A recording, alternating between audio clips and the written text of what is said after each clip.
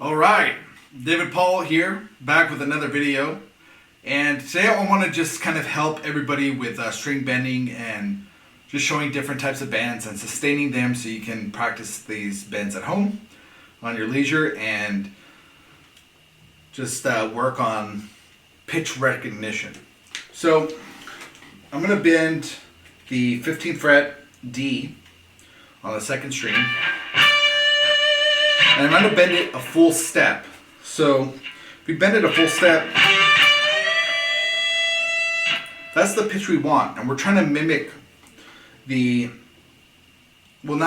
trying to reach the pitch a full step of what it's registering. So in this case it would be E. And that's how you can check your note. So you can bend your pitch. Remember the sound, and then go a full step up from where you're bending to the pitch, and then check the note. So we'll try that again. So D is going to bend to E, and then we're going to hit just the note E, which is 17th fret, second string.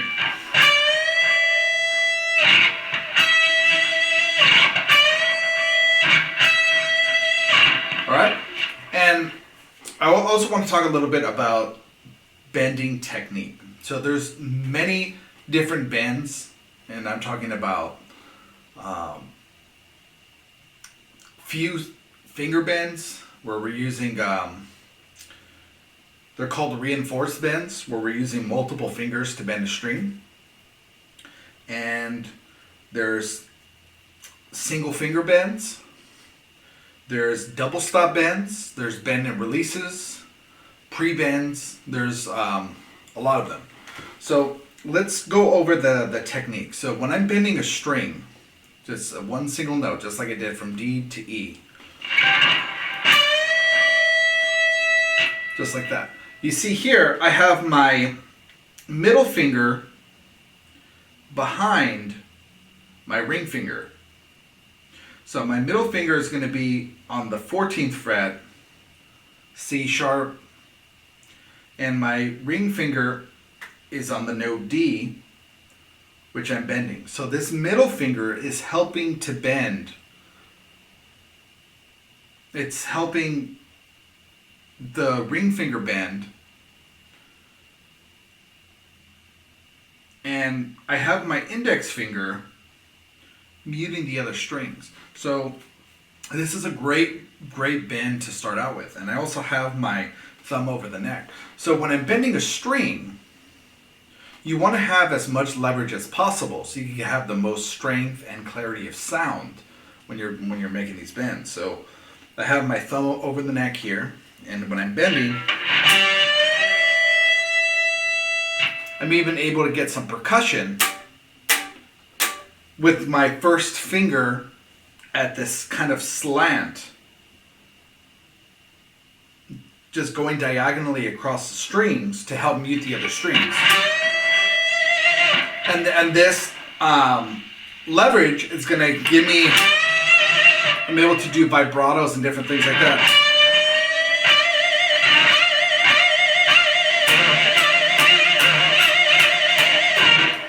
I have a lot of control and a lot of strength and clarity of sound with this technique. So my index finger is covering, middle finger is helping the ring finger bend, and my thumb's over the neck to give the additional leverage. When I'm playing scales,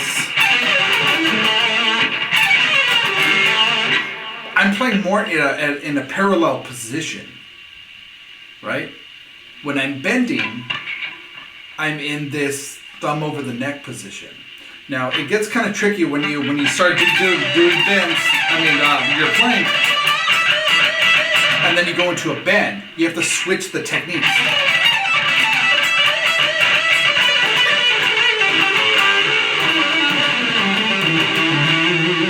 So I started in just a basic kind of pentatonic run, using some stretches, and I'm starting in a parallel position, going into bends, thumb over the neck, back into a parallel position to finish the end of the run of my scales. So as a rule, only scales and chords, most chords, should be played where your knuckles are parallel to the fretboard, like this. And with the bends, thumb over the neck, right? So instead of going through all the different bending techniques, I'll go through a couple. And what I want to do is just bend on different frets, random frets, and hold the bend so you can practice that ear recognition. All right? So pitch recognition. All right. So let's start again with that bend from D to E, and I'll hold the pitch.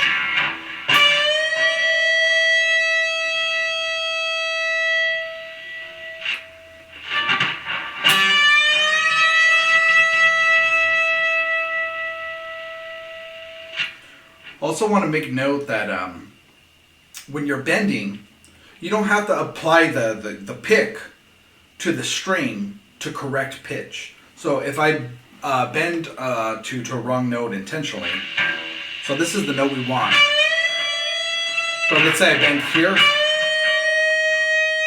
and you hear the pitch that it's not quite right, you could bend without picking again. So I'm trying again. I'm going to bend unintentionally.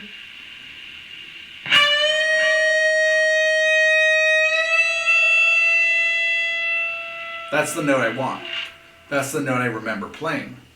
And if you don't have a baseline pitch, then you can just go, like I said, a full step above, and that's the pitch there. So you don't have to keep, if you miss the pitch once, like that, like a half bend, you don't have to drop it.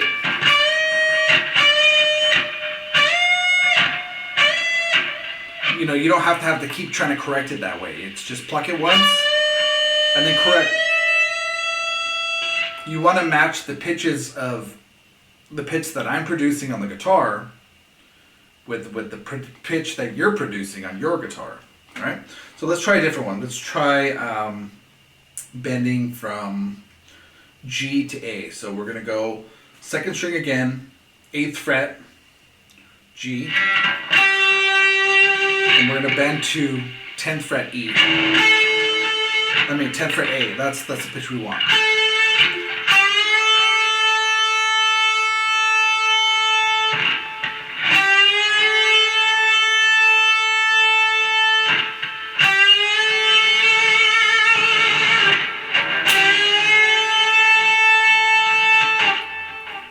Let's try some on the first string. So let's bend 10th fret D, and we're going to bend the pitch D to E.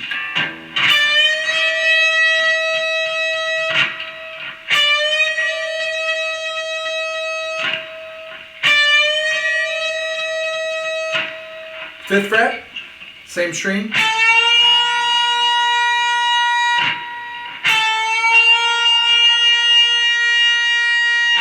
We're going to bend 7th fret, same string.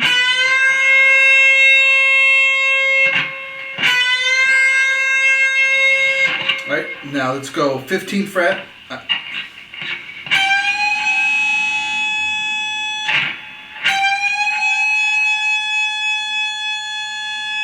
17th fret.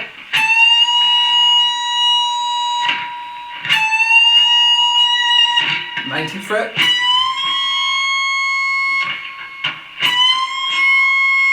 Finally, 22nd fret.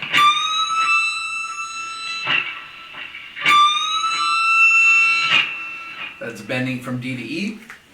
All right, now let's do some on the second string. So we'll do 3rd fret, D to E, second string.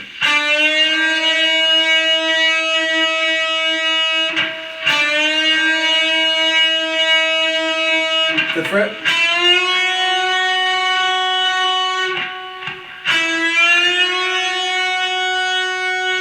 7th fret.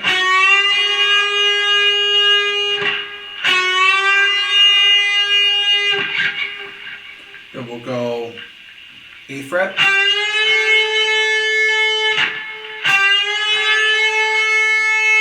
10th fret,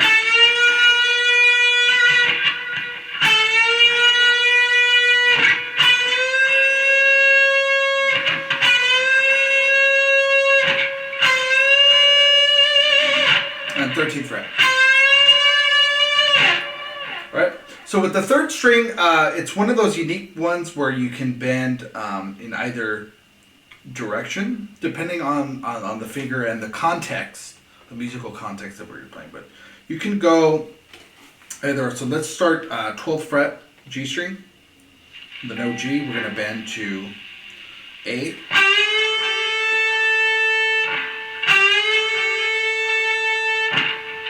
Go the other way. Like I said, it just depends on the context. They're more common with finger string bends.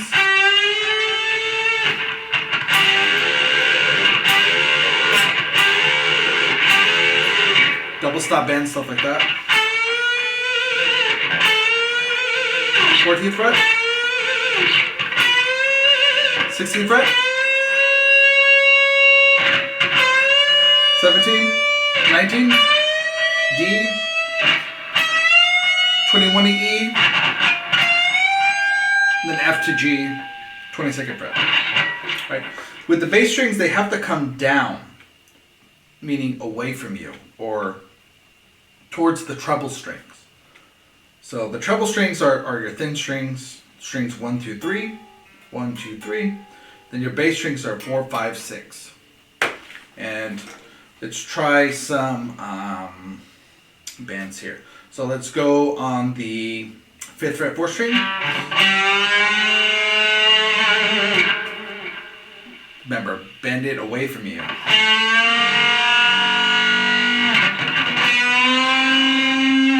Now here, what I'm doing 3-finger bends. It's a thicker string, so it's not a bad idea to add extra fingers. So I have the string I want to bend, the reinforced finger, and another reinforced finger.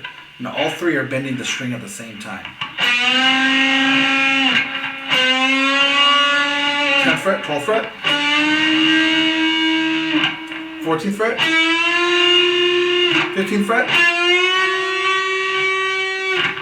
17th fret, 19th fret,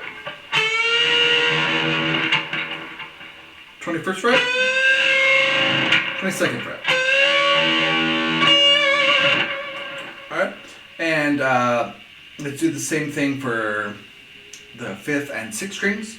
I'm just going to call out the frets at this point. 3rd fret, 5th fret, 7th fret, 8th fret, 10th fret, 12th fret, 14th fret, 15th fret,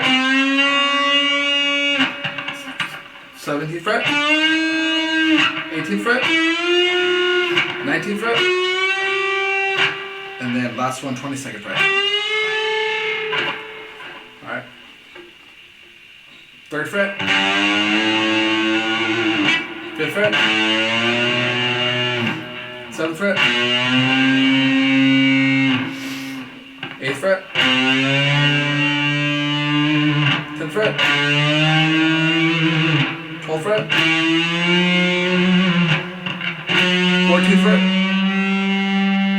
15th fret, 17th fret, 19th fret, 21st fret, and then finally 20th fret. Alright?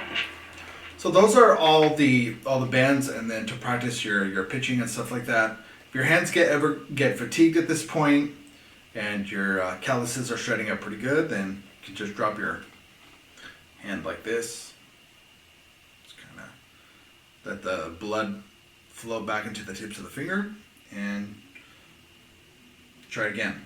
So I also want to work on some a couple of bands that I promised, and then we'll close up the lesson. So One of the bends that I want to do is the bend and release. So we're going to go back to that D that we started with in the beginning of the lesson on the 15th fret. And I'm going to have my index finger on B, 12th fret. And what I'm going to do is I'm going to bend the string close to me, and the index finger is going to bend with the ring finger simultaneously. So we're going to bend a full step with one pick, bend back down with just the fingers, back to neutral position, and then we're going to pull off with the ring finger. And that's going to be our bend and release.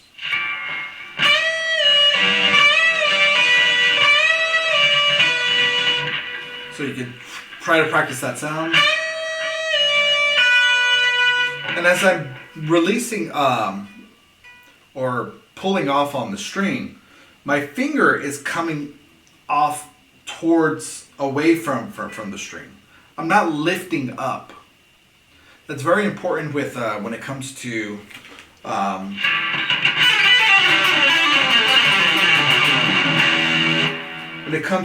just playing with hammer-ons and pull-offs, is that what we want to do, we want to pull away so we can have a richer sound.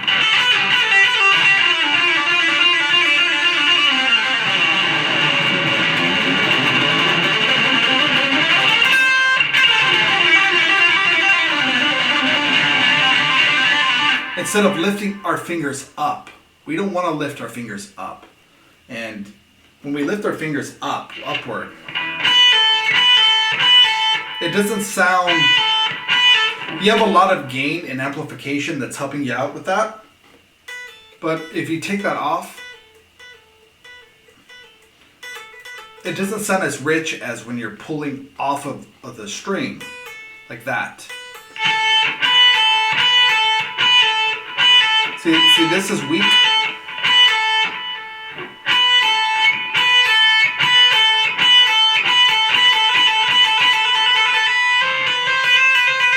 You're pulling off. That's why it's called a pull off. You're pulling off the string. You're not pulling up. It's not a pull up. It's a pull off. So when we're doing these bend and releases,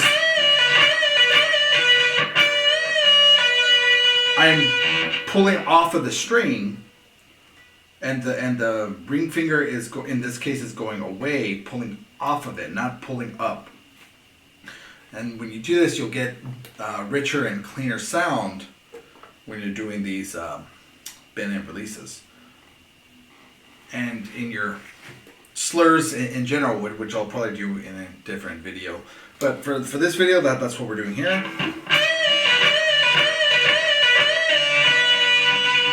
Alright, let's do another one on the 3rd string. We're going to do 14th fret A and 12th fret G.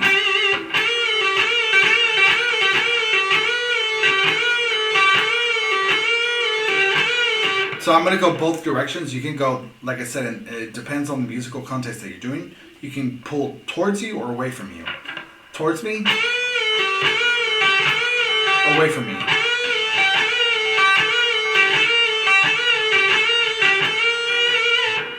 Alright, let's do bend and release on the 4th string. We'll do 12th fret D and 10th fret C.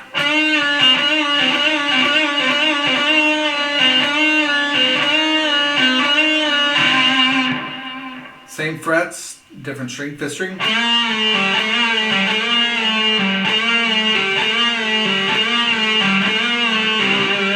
Same frets, 6th string.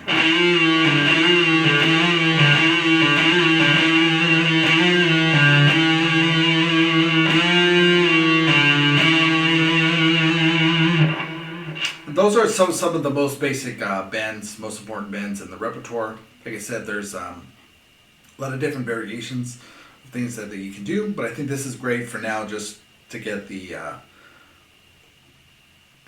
basic rudiments of bending, and most importantly, the pitch. You definitely need the pitch. So this will conclude my string lesson on bending, And again, when we're doing those pull-offs,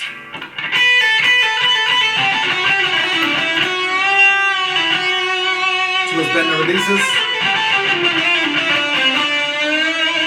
switching between two techniques over the neck and parallel position.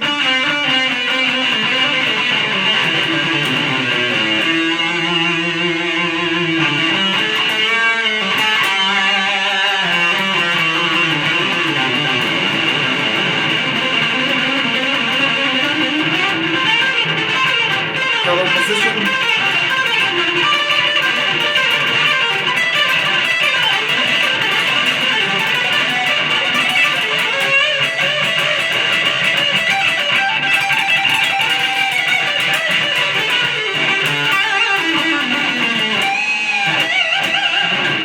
And then just a variety of different techniques there. If you guys enjoyed the video, drop a like, drop a comment below. Let me know how you guys are doing. If you find this video helpful, drop a sub and turn on the notifications that I'll be posting. And until the next video, horns up.